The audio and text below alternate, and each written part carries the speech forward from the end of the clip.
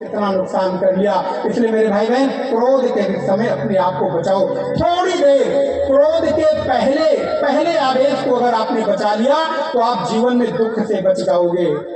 नारायण हिरण्यकश्यप क्रोधित हुआ, अपने बेटे को ही मारने के लिए आदेशित कर दिया, नदी में डुबो दो, पहाड़ से गिरा दो, हाथी के पैर के तलों को चला दो, सब कुछ कर लिया। लेकिन प्रहलाद बचते चले गए। उसकी बहन आई है होलिका, भाई मुझे वरदान प्राप्त है, अग्नि में मैं जलती नहीं है, ऐसा करो इसको अग्नि में लेकर बैठ जाऊंगी, ये जल जाएगा, मैं बच जाऊंगी। मेरे भाई बहन ध्यान रखना, आपको भगवान ने कोई विशिष्ट गुण दिया है, कोई कला दी है ना, मानता हूं।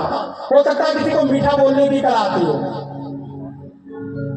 हो सकता है किसी को अपना बनाने की कला आती हो सकता है किसी को निंदा चुगली की कला आती हो।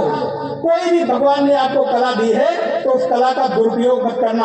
आपके भीतर जो विशिष्टता है वो भगवान का दिया हुआ उपहार है, और उपहार को यदि गलत यूज करोगे तो भगवान कभी आपको दोबारा से कोई उपहार देंगे नहीं। कैसे? जैसे भी आप ये मेरे को माला लाकर उपहार दिए, कोई मिष्ठान उपहार दिया या कोई वस्तु उपहार दी और मैं उठाकर इसको ऐसे ही आपके सामने फेंक दूं, तो क्या आप दोबारा से लेकर आओगे?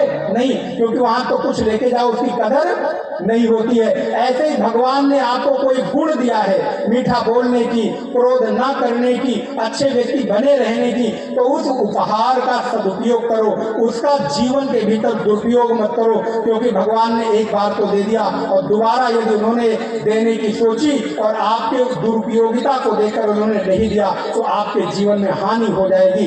यही कार्य होलिका ने किया। उसको वरदान प्राप्त है, अग्नि में जलेगी नहीं, लेकिन आज उसने अपने वरदान का दुरुपयोग किया है। अपने ही भतीजे प्रहलाद को अग्नि में लेकर बैठ गई है, चिता लगाई गई है, नारायण विभिन्न बहुत सारी लकड़ी